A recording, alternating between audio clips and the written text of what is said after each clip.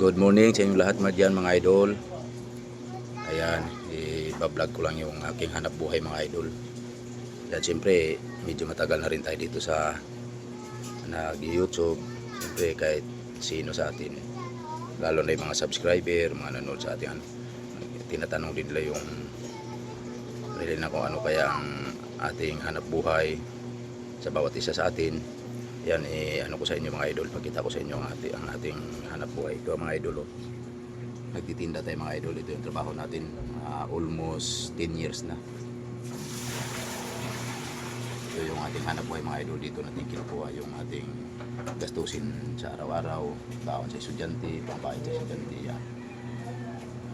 Meron din tayo dito mga idol yung paigiban ng tubig. Ayan. Ayan o. Ayan. Yan yung timba na yun ng mga idol. 3 piso yan. Hindi pumasok yung ano ko, babe. Kasi Invite ko. karamihan dito mga idol walang tubig. Wala silang naputulan sila ng mga tubig. Kaya yan ang ano natin. Yan ang ating hanap buhay at saka itong tindahan. Gigising ako dito mga idol mga alas 4 ng umaga. Araw-araw yan.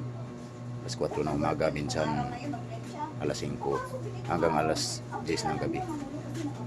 Lating bigas. Ayan.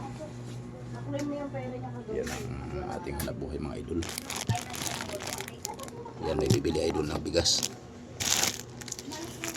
Lapag muna natin. Kalahati. Tapos isa pong tayo. Tingnan mo yung invite ko nila. Powder. Akin pa rin. Nakita yun. Hindi dalawa lalaki. Hindi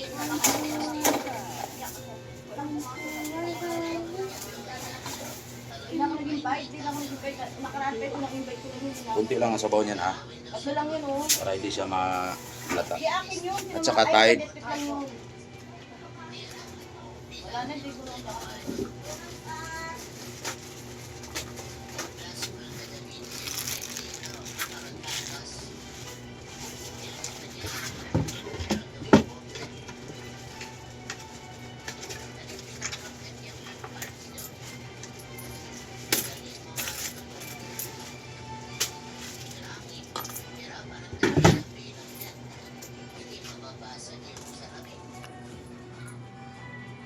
Yan, good morning sa inyo lahat dyan mga idol.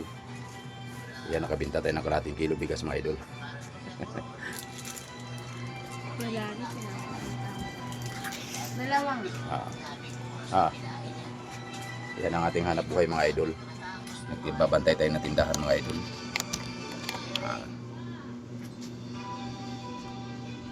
Yan ang pinagkukuha na natin ng mga idol pang gastos. Thank you very much mga idol. Mabuhay tayong lahat. God bless you all idol. Thank you very much.